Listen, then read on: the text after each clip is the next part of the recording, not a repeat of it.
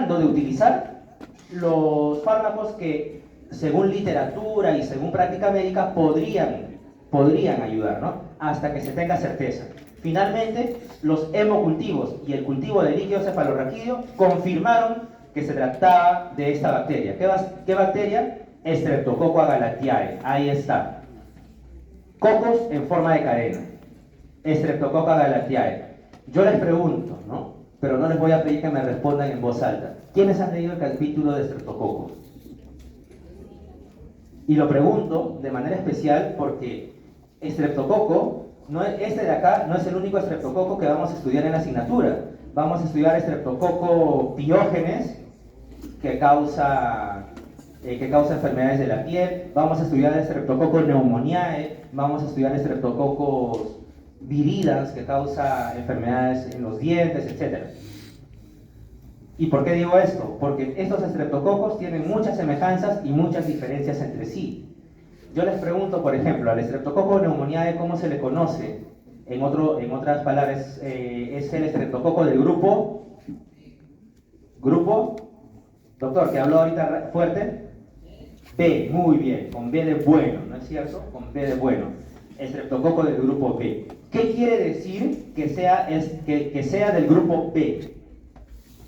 ¿Qué quiere decir ese B? O por ejemplo, cuando hablemos del estreptococo del grupo A, que es el estreptococo pyogenes. ¿Por qué es A? ¿Por qué es B? ¿Por qué es A? ¿Por qué es B? ¿Cómo se clasifican los estreptococos? Yo les invito, señores, a que lean el capítulo de estreptococos, la parte introductoria, porque en esa parte introductoria el libro nos habla de la clasificación de los estreptococos. Para empezar, los estreptococos alfa hemolíticos, los estreptococos beta hemolíticos y los estreptococos gamma hemolíticos. Ya me dirán ustedes cuál es la diferencia entre esos tres. Pero los estreptococos beta hemolíticos tienen una subclasificación, que es la clasificación de Lancefield, y esos estreptococos beta hemolíticos se subclasifican en estreptococo del grupo A, que es el estreptococo pyogenes, estreptococo del grupo B, que es este de acá, y otras letras, ¿ok? Entonces, yo les pido que vean eso y analicen eso, porque está explicado muy claramente en un solo parrafito en la parte introductoria de estreptococos en el libro. ¿Y por qué les digo esto? Porque no vaya a ser que en el examen les pregunten, no por estreptococo pyogenes ni por estreptococo agalactiae, no vaya a ser que les pregunten, esta es una característica en siglas, ¿no? GBS, ¿no? Group B Streptococcus, ¿no? Entonces ustedes dirán que este no me lo han enseñado nunca, ¿no? Pero es el estreptococo del grupo B, ¿ya? Entonces es importante que vayamos conociendo cuál es cuál y por qué es así, ¿bien? El estreptococo del grupo B, así como teníamos como característica principal para meningococo los exantemas purpúricos, por ejemplo, el estreptococo del grupo B tiene como característica que puede habitar ¿en dónde? ¿En dónde? En una persona. Y más específicamente en una dama.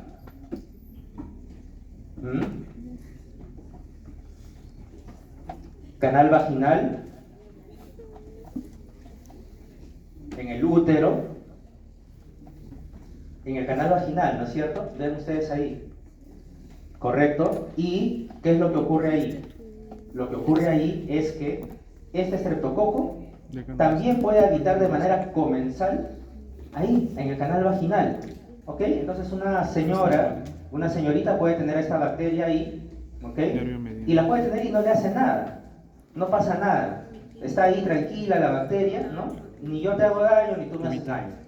Pero ¿qué es lo que ocurre cuando hay una mujer que tiene esta bacteria ahí y esa mujer da a luz, ¿no? Y el bebito atraviesa el canal vaginal durante el trabajo de parto? Ese bebito está expuesto a que la bacteria sí pueda ingresar en él, se internalice por distintas vías, ¿no es cierto? Imagínense ese momento con el bebé tan frágil e ingresa la bacteria en el bebé. Y luego la misma historia de meningococo, ¿no? Recorre todo el torrente sanguíneo y puede llegar puede llegar a nivel del sistema nervioso central, para causar una meningitis neonatal, por ejemplo. ¿Ok? Entonces, ven ustedes dónde es que habita, ¿no? Acá tienen la placenta, etcétera, corion, decidio, etcétera. Pero lo importante acá es que puede llegar a atravesar todas estas barreras y puede ingresar en el bebé para diseminarse la bacteria, y este bebé nace finalmente con una bacteria dentro de sí. ¿Estamos? Meningitis neonatal. Este es el estreptococo. Era una cadena de puros estreptococos, ¿verdad? De puros cocos. Bueno, este es uno de los coquitos. En su estructura tiene obviamente distintos componentes. Yo les decía, o les pido, que puedan recordar, por ejemplo, la importancia de la cápsula y esta hemolicina, la hemolicina CILE. Esa hemolicina es una toxina, ¿no?, codificada por este gen, CILE. Siempre cuando ustedes vean 4 letritas, algunas mayúsculas, otras minúsculas, son o corresponden al gen que codifica a esas toxinas. Entonces, esta es la hemolicina codificada por el gen CILE, ¿no? Tiene además una serie de estructuras, fibrinógeno, tiene fibronectina, que están relacionadas, muchas de estos factores de virulencia, a adherirse al epitelio de las células que va a infectar. Por ejemplo, ¿no?, como cuando habita esta bacteria en el canal vaginal, hace uso de distintas de estas estructuras para poder ¿qué cosa? Para poder adherirse ahí y estar viviendo ahí de manera comensal. Tiene también otras estructuras que más bien lo que causan son, por ejemplo, rotura del epitelio, permite invadir el epitelio del huésped, etcétera, etcétera, ¿no? Acá tenemos a la cápsula que rodea a la bacteria y le defiende, ¿no?, de las defensas, valga la redundancia, del huésped, y le hace resistente también a la acción de los neutrófilos y de los macrófagos. ¿Qué es lo que sucede con esta bacteria una vez que llega, señores, al nivel del sistema nervioso central?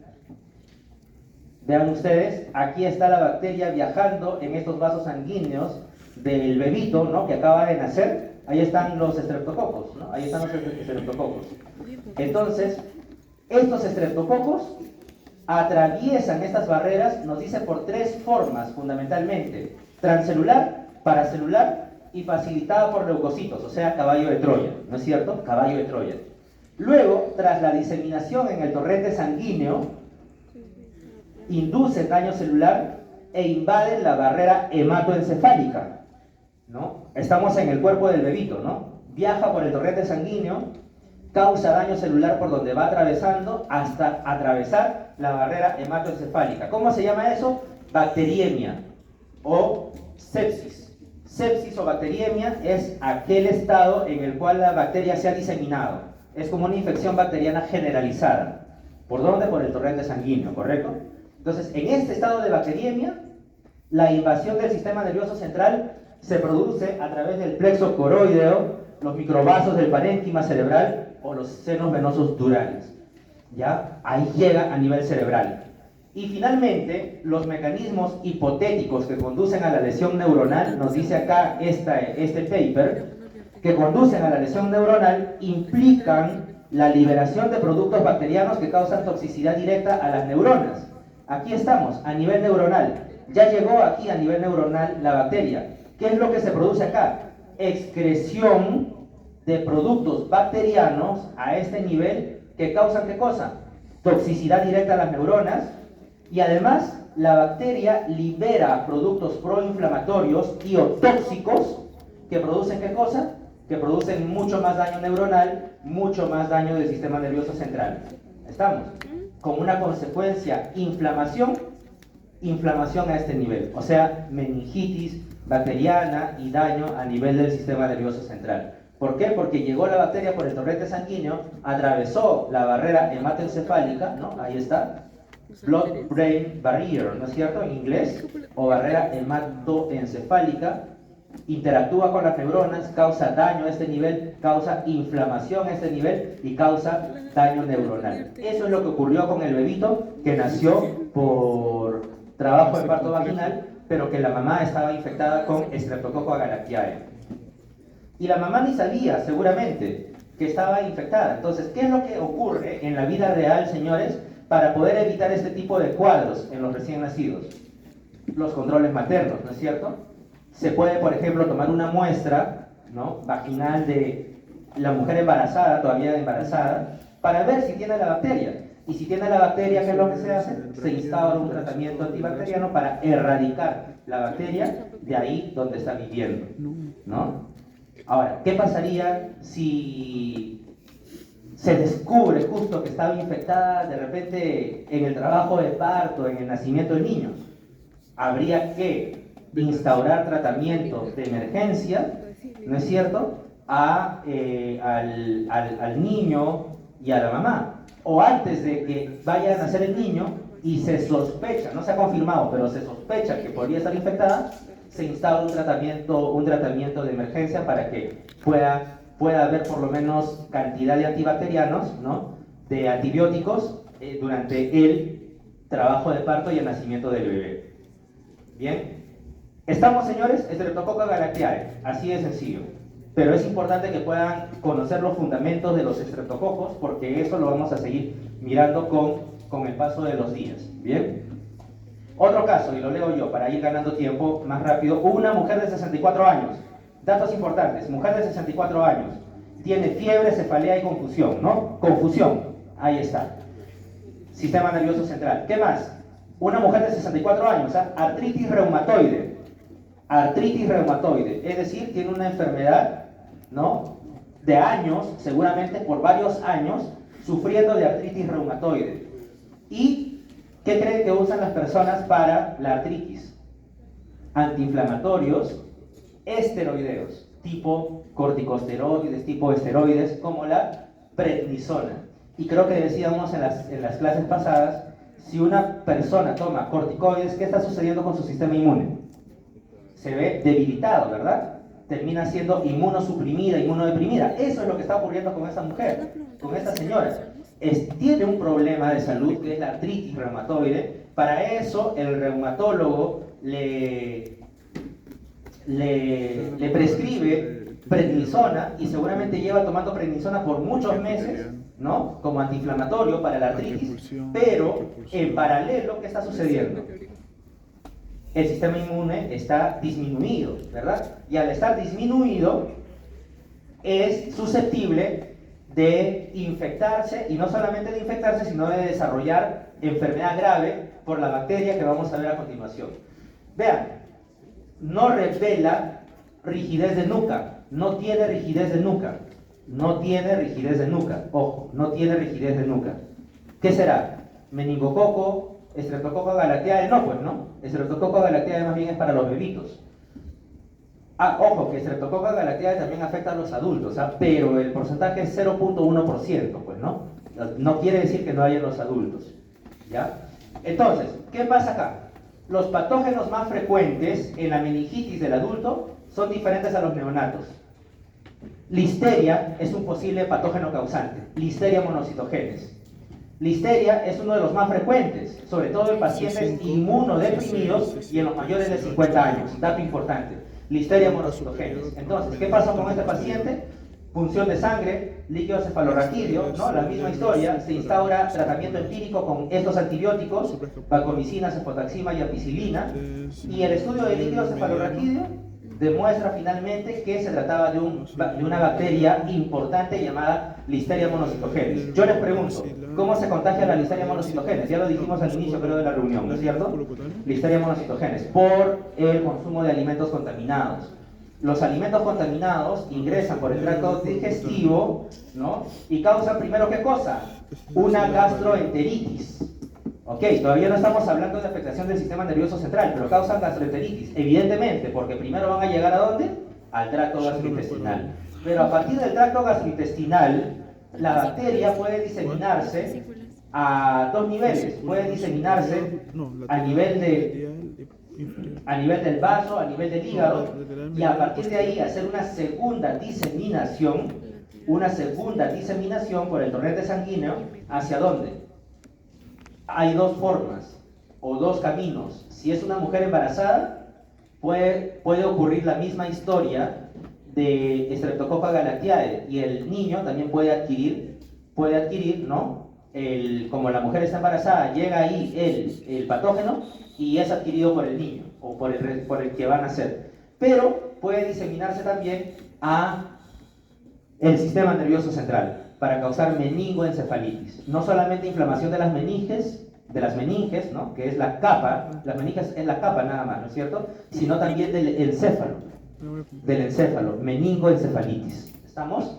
Entonces, esa es la ruta. ¿Y qué es lo que sucede? Cuando llega esta bacteria a infectar las células, ¿no? A partir de los alimentos, ¿no? Se activa este gen. ¿Se acuerdan de las 4 letritas que le decía? Este gen se llama PRFA, es el gen de la bacteria que le activa y activa sus factores de virulencia para que puedan estar activos, valga la redundancia, en las células, como las internalinas. ¿Qué factores de virulencia importantes? Las internalinas, la internalina A y la internalina B.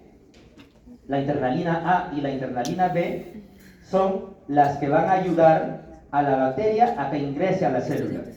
Y una vez que ingresa la bacteria a la célula por sí misma encierra a la bacteria. Se forma esta vacuola. Pero la bacteria no quiere quedar encerrada ahí en la vacuola, ¿verdad? Rompe la vacuola. ¿Gracias a quién? A estos otros factores de virulencia. La fosfolipasa C y esta otra que se llama listereolicina O.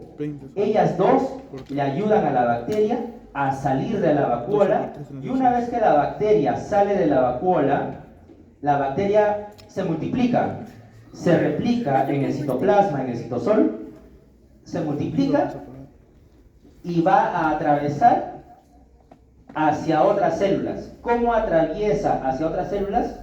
Mediante estos filamentos de actina, ¿no? Que parecen como un cometa, estos verdes, ¿no? Se ven líneas, son líneas verdecitas que parecen como si fuera un cometa, ¿no? Un cometa que está viajando, ¿no? Como un chorro a propulsión, ¿no? Que va viajando y va empujando a la bacteria hasta atravesar a la otra célula. Y se sigue multiplicando y se sigue la historia. Bien, señores, entonces, lo que sucede, en otras palabras, es que el alimento contaminado llega a nivel intestinal, atraviesa las células epiteliales y sigue dos caminos. Una gastroenteritis en primer lugar, ¿no? Evidentemente, todo este ciclo va a causar inflamación gástrica, ¿no es cierto? Gastroenteritis, con dolor de estómago, con sensación diarreica, etcétera, etcétera. Pero por otro lado, vamos a tener una listeriosis invasiva, es decir, se va a diseminar el patógeno primero nuevamente, ¿no? Al vaso y al hígado, y a partir de ahí vamos a tener una diseminación septicémica, es decir, diseminación generalizada hasta llegar a ¿dónde? A el cerebro y hasta llegar a ¿dónde? Inclusive también al útero, precisamente para infectar a los recién nacidos. Bien, ¿qué contiene listeria? Carnes frías, pollos, quesos, leches, ¿no? Algunas frutas, salchichas, ¿no? Y aquí están las distintas epidemias que han habido por listeria en Estados Unidos, ¿no? En Londres, en Francia, a lo largo de los años, vean ustedes. Los quesos, ¿no? Entonces, todos ellos son posibles agentes transmisores de listeria. Bien, finalmente, y con esto terminamos, muy rápidamente en estos 5 últimos minutos. Este caso, ¿no? Niña recién nacida de 9 días, trasladada al hospital por sus padres, que explica que lleva 10 horas incapaz de mamar. Su mamá le está amamantando, ¿no? Y no puede. ¿Por qué creen que no puede? ¿Tendrá alguna dificultad para abrir la boca? ¿Será? ¿Ya? Dificultad para mamar y con dificultad para abrir la mandíbula, precisamente, ¿no? Es lo que decíamos. No puede abrir la mandíbula, tampoco podría comer si fuera mayor, ¿no es cierto? Los padres de la paciente habían detectado un exudado maloliente de su cordón umbilical. Nació, cortaron el cordón umbilical y se formó una infección ahí, justo en el ombligo, maloliente y todo. ¿Qué quiere decir? Que seguramente al momento de cortar el cordón umbilical, ¿qué creen que estaba contaminado? Las tijeras, con una bacteria, ¿no es cierto? Esa bacteria se introdujo, se internalizó en la paciente y se diseminó hacia el sistema nervioso central. Por eso es que tiene este tipo de afectación. No puede abrir la mandíbula. O sea, se ha quedado ahí rígida la mandíbula, no puede abrir. Estos síntomas se conocen como trismo, como epistótonos. ¿Qué es trismo para empezar? ¿Qué es epistótonos? Epistótonos, rigidez muscular generalizada, ¿no? No puede mover todo el cuerpo. No puede mover todo el cuerpo. Y trismo, llamado también como risa sardónica, ¿no? Parece que la persona se está riendo, pero no se está riendo, sino que tiene la mandíbula ahí inmóvil, congelada, ¿ya? Ese es el signo característico de esta enfermedad. ¿Ya saben de cuál estamos hablando? Del tétanos. Muy bien, doctor. Muy bien. Entonces, ¿cómo se contagió? Ahí está, ¿no? Está así, rígida la bebita, ¿no? No puede moverse. ¿Qué quiere decir que ha habido ahí? Ahí ha habido, en palabras sencillas, señores, afectación del sistema nervioso central representada por la afectación de neurotransmisores. Neurotransmisores. Cuando yo muevo mi brazo o cuando lo contraigo, ¿estoy haciendo qué? Estoy haciendo un movimiento generado por los neurotransmisores. Si levanto el brazo, si lo bajo, si lo contraigo. ¿Correcto? ¿Cómo se llaman esos neurotransmisores? ¿Cómo se llaman esos neurotransmisores? Hay uno que me permite mover y hay otro que me permite contraer. Entonces, se los dejo para que lean el libro Murray. Ahí está. Esta bacteria lo que hace es, ¿cómo nos contagiamos con esta bacteria llamada Clostridium tetani? Clostridium tetani, ¿no? Ingresa por esos fierros contaminados, ¿no? No dicen, no toques esos clavos oxidados, pero también puede ingresar a través de ¿dónde? ¿O por dónde? Por las tijeras que cortaron el cordón umbilical de esta bebé. Entonces, ¿qué ocurre con esta bacteria? Esta bacteria produce dos toxinas, la tetanolicina y la tetanospasmina. Tetanolicina y la tetanospasmina. Una de ellas, ya vi que no leyeron el libro, por eso solamente voy a decir una de ellas, ya encontrarán ustedes en el libro cuál. Una de ellas, bueno, ahí está, ¿no es cierto? Ahí está el nombre, la tetanospasmina, una de ellas, que es esta, produce esa afectación a nivel, doctor, buenas tardes, produce esa afectación a nivel de los neurotransmisores. Esos transmisores que me permiten mover o contraer los brazos, produce una afectación a nivel de esos neurotransmisores. Y como ya vi que no leyeron este capítulo, ya me dirán ustedes cuál parte de esta toxina es la que va a afectar al neurotransmisor. Señores, si se afecta ese neurotransmisor, ¿qué creen que va a suceder si yo quisiera mover mi brazo? Ya no se puede, ¿correcto? ¿Qué pasa con esa niña que vimos en el relato del caso que quiere cerrar la mandíbula? No va a poder. Ese es el motivo, esa es la causa de la llamada, en este caso, risa sardónica, del trismo, del epistótonos. ¿Por qué? Porque llega, vean ustedes quién está llegando acá. ¿La bacteria? ¿Sí, no? ¿O no? La bacteria no llega acá. Quien llega acá es el componente, y uno de estos tres componentes, que ya ustedes lo van a tener que leer en el libro, uno de estos tres componentes que va a afectar a estos neurotransmisores, la toxina llamada tetanospasmina. En otras palabras, cuando nos infectamos a través de un clavo contaminado, si ingresa la bacteria aquí, al músculo, ¿correcto? Justo nos hincamos. O como en el caso de la niña, ¿no? Le cortaron el cordón umbilical y las pinzas estaban infectadas. ¿Qué es lo que sucedió con la bacteria? Ingresa a nivel muscular. Pero en esta unión neuromuscular, la bacteria suelta esta toxina llamada tetanospasmina, que está conformada por estos dos componentes, una cadena pesada y una cadena ligera. una cadena pesada y una cadena ligera. Y vean cuál se libera acá, la pesada o la ligera. Ese componente de la toxina es la que va a inhibir los neurotransmisores, ya les dije que eran dos, relacionados al movimiento. Esos, señores, son los causantes del trismo, del epistótonos y de la risa sardónica que veíamos en el caso. Bien, entonces, risa sardónica, epistótonos como veíamos en la imagen de la bebita, ¿correcto? Muy bien, señores, entonces, ¿alguna pregunta hasta ahí? Si no tenemos alguna pregunta hasta ahí, en este último minuto